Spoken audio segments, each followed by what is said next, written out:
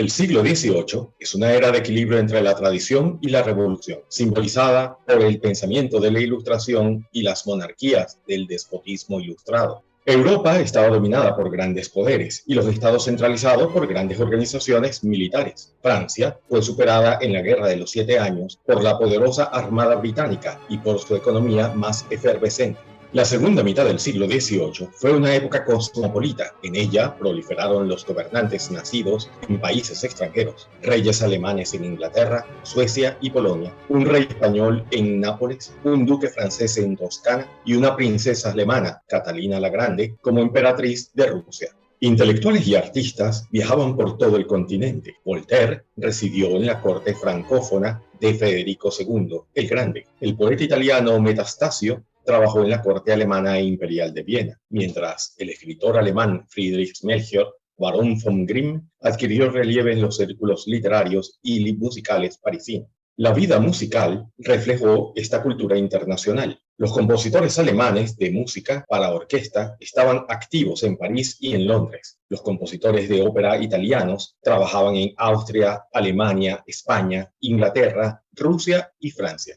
En el deseo de recuperar las huellas del pasado, se pusieron en marcha expediciones para reconocer las obras antiguas en sus lugares de origen. En Inglaterra, la Sociedad de Amateurs subvencionó campañas arqueológicas para conocer las ruinas griegas y romanas. También hay que valorar el papel que desempeñó Roma como lugar de cita para viajeros y artistas de toda Europa, e incluso de América, y en la que se visitaban las ruinas, se intercambiaban ideas y cada uno iba adquiriendo un bagaje cultural que llevaría de vuelta a su tierra de origen. La villa romana se convirtió en un centro de peregrinaje donde viajeros, críticos, artistas y eruditos acudían con la intención de ilustrarse en su arquitectura clásica. En Roma también trabajaba Giovanni Battista Piranesi, que en sus grabados Antiquità Romana o Las cárceles inventadas transmite una visión diferente de las ruinas con imágenes en las que las proporciones desusadas y los contrastes de luces y sombras buscan impresionar al espectador. Durante la segunda mitad del siglo XVIII, el término naturaleza comenzó a emplearse como símbolo de sentimientos, espontaneidad y expresividad, mientras el término imitación se emplea para indicar coherencia y verdad dramática, el vínculo que debe tener el arte con la realidad. La sobriedad neoclasicista, término para denominar de forma negativa al movimiento estético que venía a reflejar en las artes los principios intelectuales de la Ilustración que desde mediados del siglo XVIII se producirían en la filosofía y, consecuentemente, se transmitirían a todos los ámbitos de la cultura. La teoría de Hobbes sobre la asociación de imágenes fue desarrollada por David Hume, quien opinaba que estas sensaciones comportan representaciones creadas por el ser humano, creando las ideas. En Del criterio del gusto, en su obra 4 disertaciones, intentó hallar estándares o patrones objetivos de gusto, encontrándose con que los juicios estéticos eran condicionados por factores subjetivos, determinados por la cultura, la edad, y el temperamento del individuo. Para Hume, la belleza es una experiencia agradable, producida por la imagen que nos hacemos de esta. En su Tratado de la Naturaleza Humana, reflejó una estética utilitarista, ya que la belleza es un medio, la finalidad del cual sería el placer, la satisfacción.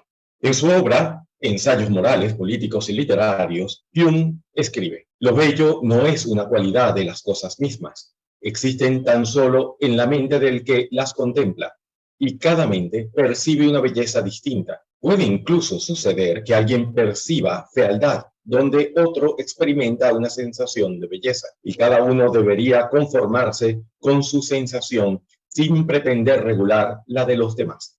No mucho tiempo después de la Revolución Americana, la obra de Addison, en la que el concepto de grandeza se une al de sublimidad, junto con la obra de Edward Young, Night Thoughts, suele considerarse uno de los puntos de partida de Emmanuel Burke a la hora de escribir su indagación filosófica sobre el origen de nuestras ideas acerca de lo sublime y de lo bello. Burke retomó la teoría de Shaftesbury de la simpatía como identificación emocional y esbozó una teoría filosófico-estética que atrajo la atención de pensadores continentales prominentes como Diderot y Kant. Lo bello no se relaciona con ideas abstractas, sino con el sentimiento oponiéndose a la belleza como proporción, destacando nuevas cualidades como la pequeñez, la delicadeza, la variedad, la pureza, la elegancia, etc. El gusto, como lo bello, es una experiencia gradual que se puede educar, pero que no se puede reducir a una medida reglamentada. Para Burke, el arte es una manifestación del sentimiento que produce placer. Estudió igualmente lo sublime, que describió como un temor controlado que atrae al alma, presente en cualidades como la inmensidad, el infinito, el vacío, la soledad, el silencio, etc. Lo sublime se vincula a la expresión de los sentimientos y la representación de la grandiosidad irrefrenable de la naturaleza. La importancia de la obra de Burke radica en que fue el primer filósofo en arguir que lo sublime y lo bello son categorías que se excluyen mutuamente, del mismo modo en lo que lo hace la luz y la oscuridad. Lo bello puede ser acentuado por la luz, pero tanto una luz demasiado intensa como la total ausencia de luz son sublimes, en el sentido de que pueden nublar la visión del objeto, calificando lo bello como amor sin deseo y lo sublime como asombro sin peligro. Así creó una estética fisiológica, ya que para Burke lo bello provoca amor y lo sublime temor, que pueden sentirse como reales. La imaginación se ve así arrastrada a un estado de horror hacia lo oscuro, incierto y confuso. Este horror, sin embargo, también implica un placer estético, obtenido de la conciencia de que esa percepción es una ficción. Burke introdujo igualmente la categoría de lo patético, emoción igualable al placer como sentimiento, que proviene de experiencias como la oscuridad, el infinito, la tormenta, el terror, etc. Estos sentimientos producen una purgación, recogiendo de nuevo la teoría de la catarsis de Aristóteles. Las ideas de la Ilustración inglesa tuvieron su primer triunfo político en las 13 colonias británicas de Norteamérica, donde se produjo una revolución en 1773 en favor de la independencia y de un orden basado en la igualdad de los ciudadanos ante la ley, la separación de poderes y el respeto a los derechos del hombre. El gran cambio económico, conocido como Revolución Industrial, supuso el tránsito de una sociedad agraria a una industrial y urbana. Consolidó el capitalismo y el poder de la burguesía y dio lugar a la aparición del proletariado. Se inicia el irresistible ascenso de la curva de población, al bajar, sobre todo en Inglaterra, la tasa de mortalidad. Los negocios prosperan. El exótico algodón encuentra feliz maridaje en el carbón de piedra y la máquina de vapor para iniciar la revolución industrial con todas sus repercusiones. Desde Inglaterra, la revolución industrial se extendió a los países más avanzados, dando lugar a grandes cambios demográficos y sociales. El enriquecimiento de la burguesía, grandes masas de trabajadores asalariados, se concentraron en los barrios industriales, frecuentemente en condiciones infrahumanas. La pintura neoclásica asimiló el espíritu nacionalista de la época, generando nuevas expresiones como los pequeños dramas de las clases populares, los pintorescos paisajes percibidos por los primeros turistas, el retrato de la familia burguesa o un renovado concepto del héroe heroico y mitológico. Los conceptos de sublime y pintoresco que se adueñaron del universo creativo del siglo XVIII significaron un alejamiento de lo bello como ideal artístico, dando lugar a una nueva visión de lo natural. En la historia de las ideas, la lengua alemana va a asumir ahora la voz cantante, el sentido más original y creativo, a pesar que los pensadores se encontrarán desgarrados entre el servilismo burocrático y la libertad creativa puramente íntima e imaginativa. Sumergidos en una sociedad de clase media débil y sin conciencia de que la racionalidad ilustrada podía ser la única arma frente a un estado de cosas arcaico, viviendo en un microscópico principado en torno a algún Versalles en miniatura, donde el príncipe lo sabía y lo veía todo, y burocratizaba y militarizaba a todos, los pobres pensadores se proyectarán desesperadamente a una intuición mística de lo absoluto. Un género nuevo, conocido como Singspiel, precursor importante del teatro en lengua alemana, se consolidaría a partir de esta segunda mitad del siglo y cuyas melodías se publicaron en colecciones de canciones. Algunas se hicieron tan populares que acabaron por convertirse en canciones folclóricas. Esta forma musical desarrolló rasgos basados en el gusto público, alegando el nacimiento de estilos característicos nacionales y potenciando a preferencias de muchos intelectuales por una música que fuese simple, clara, directa y tuviese un amplio atractivo. El compositor alemán de origen germano-bohemio, Christoph Willibald Gluck, llevó a cabo una exitosa síntesis de los estilos operísticos francés, italiano y alemán al aspirar a escribir música de una bella simplicidad, proponiéndose centrarse en el drama humano y las pasiones y hacer que las palabras y la música tuviesen igual importancia con el fin de reforzar la expresión de los sentimientos, despojando a la música de adornos superfluos. Sus primeras innovaciones son visibles en la ópera Orfeo y Eurídice, donde confluirán todos los motivos culturales y musicales que habrían encontrado tan solo expresión fragmentaria y contraposición artificiosa tanto en Francia como en Italia e incluso en la tradición alemana. Gluck es el restaurador del orden clásico por el sentido profundo en el que defendió la unidad dramática, por la coherencia que le otorgó al diseño de la ópera en su conjunto y por la concepción clásica que tuvo de la claridad que iluminaba incluso los momentos de mayor turbación pasional.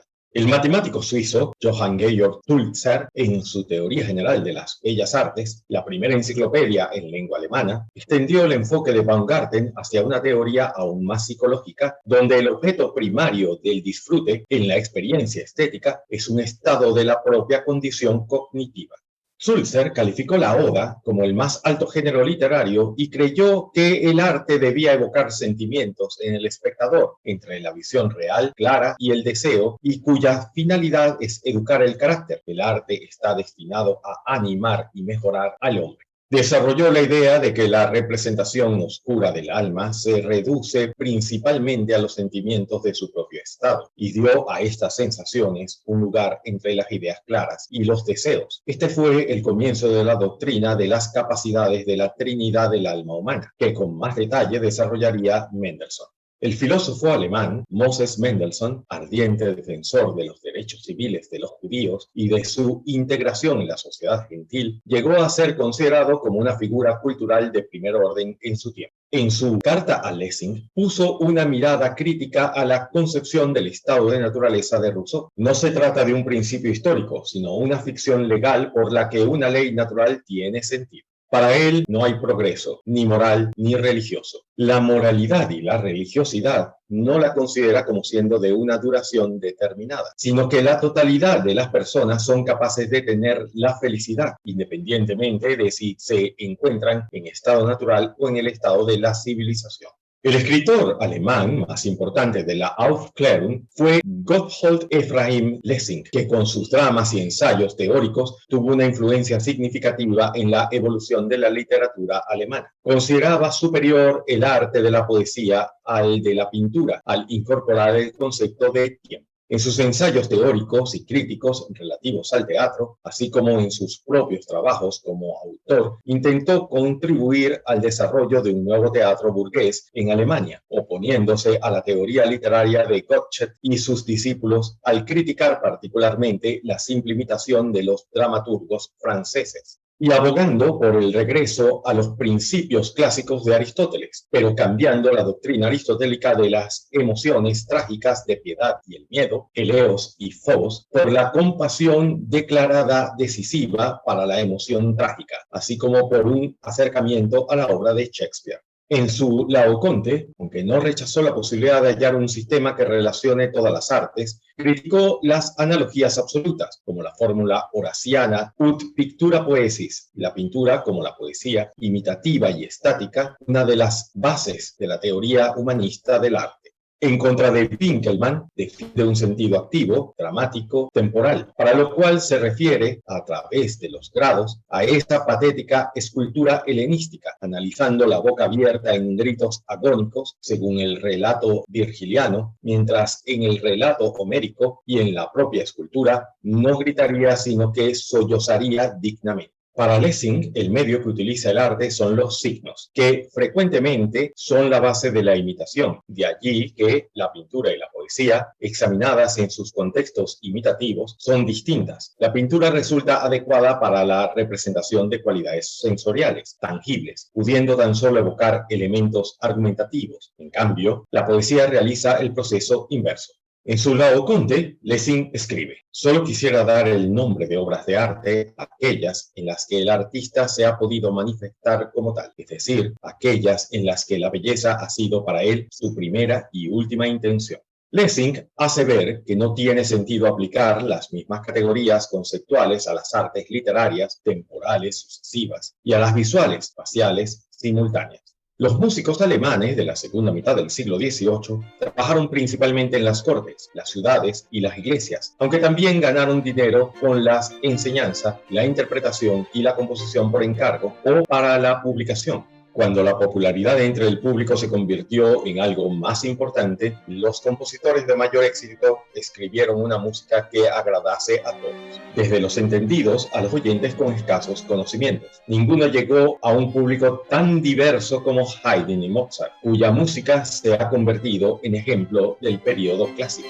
Mediante una síntesis de estilos y tradiciones, crearon música con un atractivo inmediato y al mismo tiempo profundo y duradero.